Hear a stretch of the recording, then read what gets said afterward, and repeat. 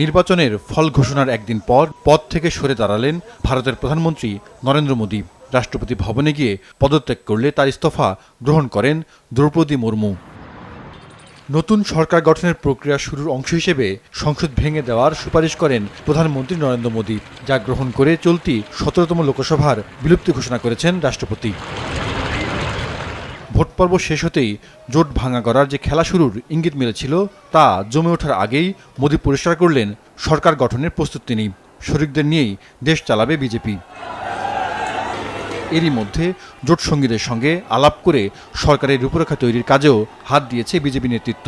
দিল্লিতে নরেন্দ্র মোদীর সাথে বৈঠক করেছেন জোটে থাকা অন্ধ্রপ্রদেশের চন্দ্রবাবু নাইডু ও বিহারের নীতিশ কুমার। সরকারের অংশ হতে রাজি তারা। বিজেপির ২৪০টি বাদে এই দুই দলের ঝুলিতে রয়েছে ২৮টি আসন। এনডিএ জোটের বাকি 10টি দল 16টি আসনে জিতেছে।